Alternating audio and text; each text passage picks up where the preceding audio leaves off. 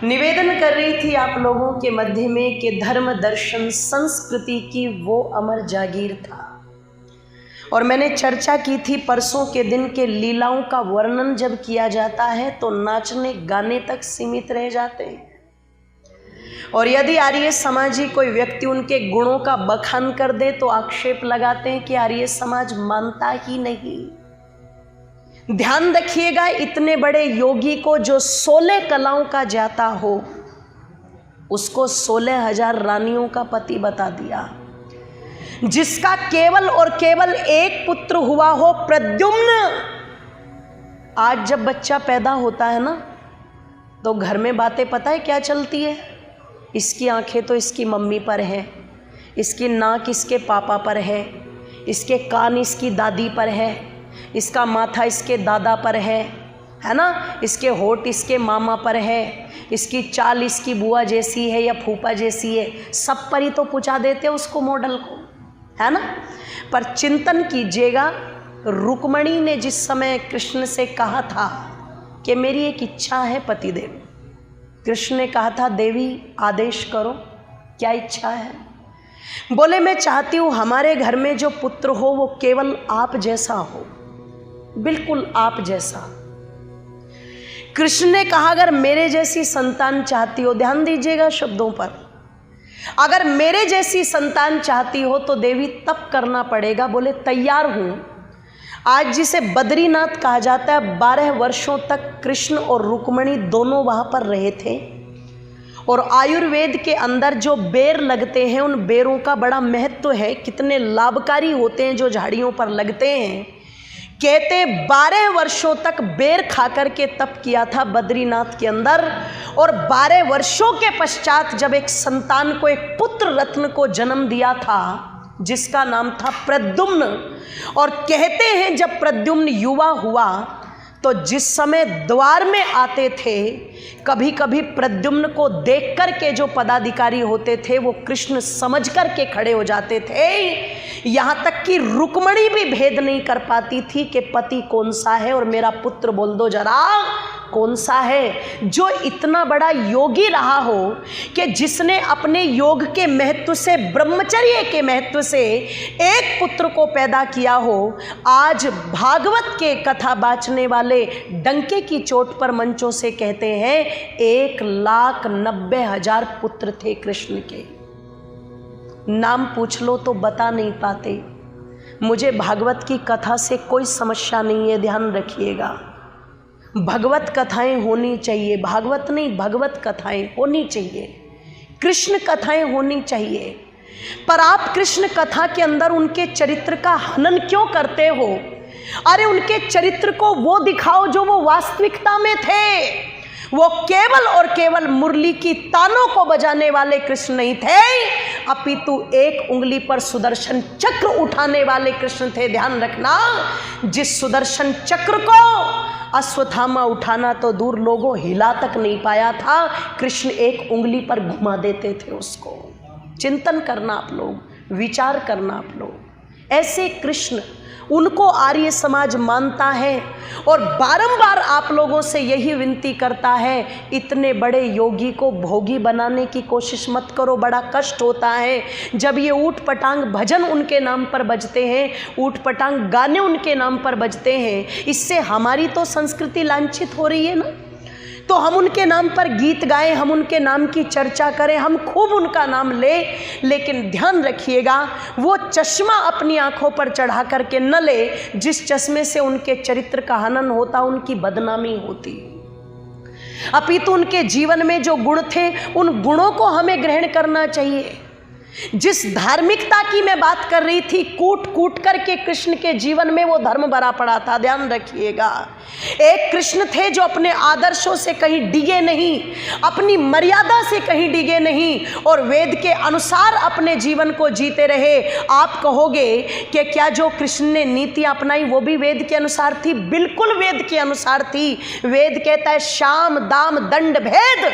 अगर धर्म की स्थापना करने के लिए आप लोगों को अगर कहीं ना कहीं उसमें नीतियों का सहारा लेना पड़ रहा है तो लो, क्योंकि बिना डंडे के कभी भी झंडा ऊंचा बोल दो जरा नहीं होता, बिना क्रांति के कभी भी शांति बोल दो जरा आया नहीं करती। ओ लोगों, बिना बलिदान के कभी भी तप सुरक्षित कभी भी बोल दो जरा रहता नहीं, ये ध्यान रखिएगा।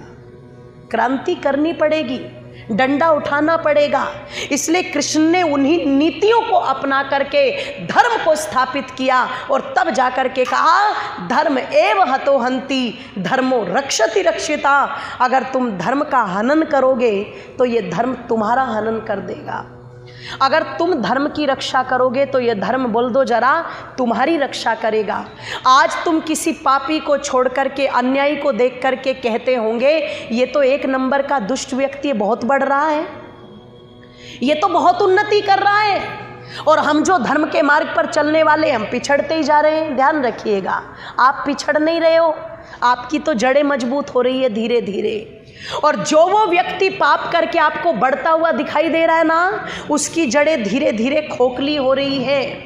एक दिन जब वो जड़ें पूरी तरह से खोखली होगी तो वो भारी भरकम दिखने वाला वृक्ष भी यूं उखड़ करके गिर जाएगा। राम रहीम भी अपने आप को सोचता था कि मैं कुछ हूँ, रामपाल भी अपने आप को सोचता था कि मैं कुछ हूँ, आशाराम जैसे लोग भी अपने आप को सोचते थे कि मैं कुछ हूँ। पर जब इनके सिंहासन को, इनकी ध्यान रखिएगा, जो इन्होंने नगरियां बसा रखी थी उनको हिलाने का समय आया तो कोई बड़ी सोर्स नहीं लगी, बहुत साधारण साधारण परिवारों ने जड़ों को हिला करके रख दिया कि नहीं रख दिया। मैं उस गहराई में नहीं जाना चाहती कि उनके जीवन में क्या सच था और क्या झूठ था, पर इतना जरूर कहना चाहूँगी ये बड़े बड़े खलीफा अपने आप को कहने वाले मानने वाले, जिन्होंने आर्मी तक को अपनी बना लिया और सरकार के खिलाफ खुला चैलेंज जिन्होंने खोल दिया था, निवेदन कर दूं बहुत साधारण साधारण परिवारों ने इनकी बसी बसाई नगरियों को हिला करके रख दिया कि नहीं रख दिया। बसी बसाई नगरियों को हिला करके रख दिया। लोगों जो अपने आप को कहते थे ना कि हम कुछ हैं और किसी से नहीं डरते, कोरोना नाम का एक छोटी सी बीमारी आई और बड़े बड़ों की हवा उड़ा करके रख दी। ध्यान रखिएगा, मत सोचिएगा, बिल्कुल मत विचार कीजिएगा।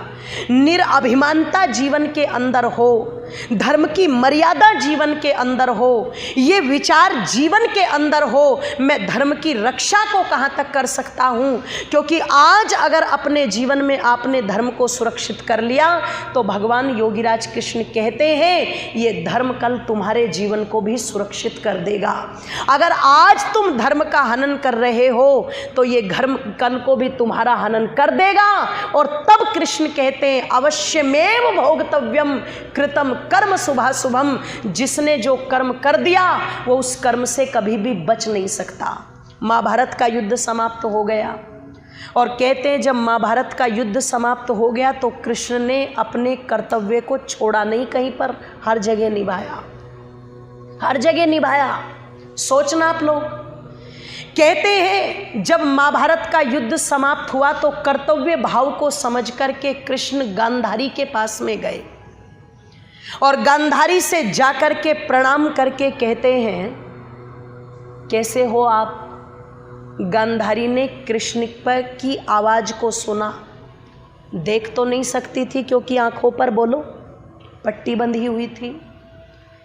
जब कृष्ण की आवाज को गांधारी ने सुना तो आवाज को सुनकर के गांधारी कहती है सारा कुटुंब मेरा खपा दिया, सबके सब मरवा दिए और अब भी अभिवादन करने के लिए आ गए। कृष्ण कहते हैं कुटुंब खपा दिया, सब मरवा दिया, ये क्या कह रही हो आप। क्या आपके कुटुंब को खपाने में, क्या सबको मरवाने में मैं कारण हूं। मैंने तो केवल और केवल अपना कार्य किया है, मैंने तो अपना कर्तव्य भाव निभाया है। मैंने तो केवल और केवल परमपिता परमेश्वर की व्यवस्था के अनुसार कार्य किया है। कुर्वन्ये वेह कर्माणि जिजीविषेच्छतं समहा एवै तो नान्य थे तो अस्ति न कर्म लिप्यते न रहा। अरे मैंने तो बंधन से छूटने वाले कर्मों को किया है और कुछ नहीं किया। मैंने तो केवल शास्त्र से काम लिया है, शस्त्र उठाया तक नहीं। फिर मैं कहाँ से दोषी हुआ?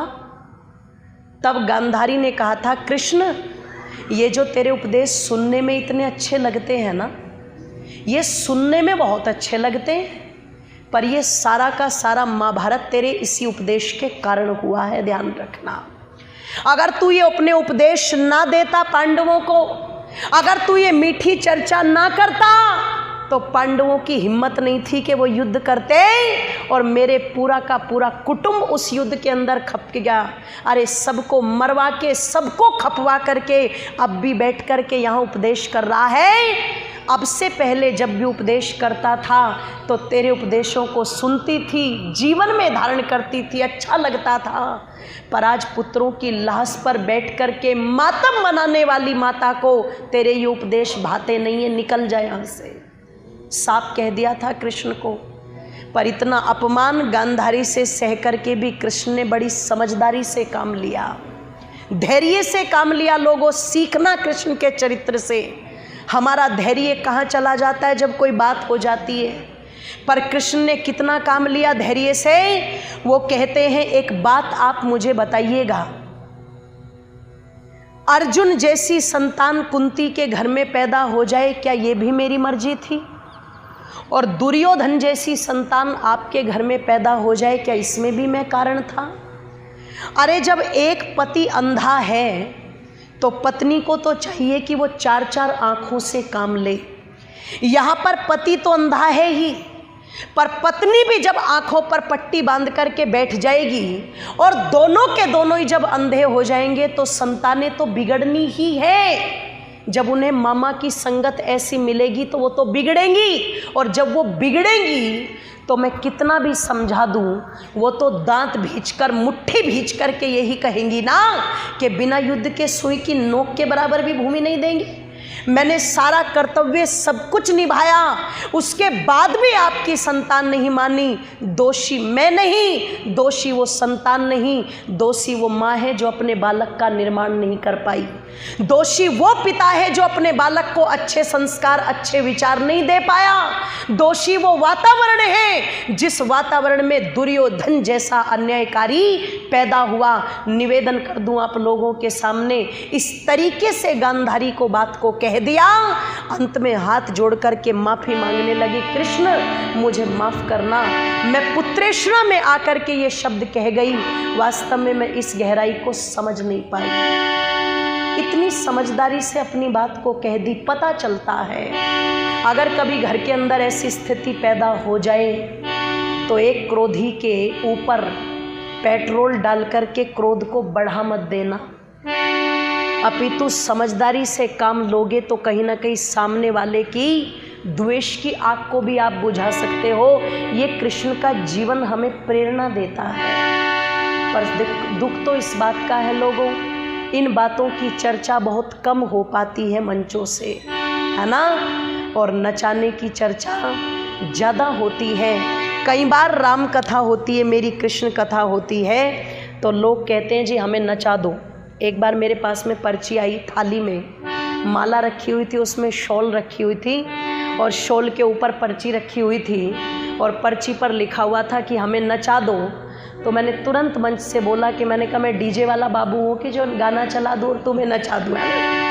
ये तो वही है ना, डीजे वाले बाबू मेरा गाना चला दे। तो मैंने कहा मुझे डीजे वाला मान लिया तुमने जो मैं गाना चला दूँ और तुम्हें नचा दूँ। मैंने कहा ध्यान रखना, शरीर नहीं व्यक्ति का मन नाचना चाहिए भक्ति भाव में। और ध्यान रखिएगा जब व्यक्ति का मन नाचता है ना लोगों, तो रोंगटे खड़े हो जाते हैं उस समय, है ना। और जब रोंगटे खड़े हो जाते हैं तो व्यक्ति महापुरुषों को याद करता है। और कैसे याद करता है, आइए चंद पंक्तियां मेरे साथ मिलकर के गुनगुना दीजिएगा और फिर कुछ चर्चा करेंगे जो आदरणीय हमारे शास्त्री जी ने लिख कर के मुझे दी है, उस पर चर्चा करेंगे। कि बनकर सूरज चांद जगत में के बन कर सूरज चांद जगत में, कि बन कर सूरज चांद जगत में चमक उठे दो प्यारे नाम, एक योगेश्वर कृष्ण दूसरे मर्यादा पुरुषोत्तम राम। बनकर सूरज चांद जगत में, बनकर सूरज चांद जगत में चमक उठे दो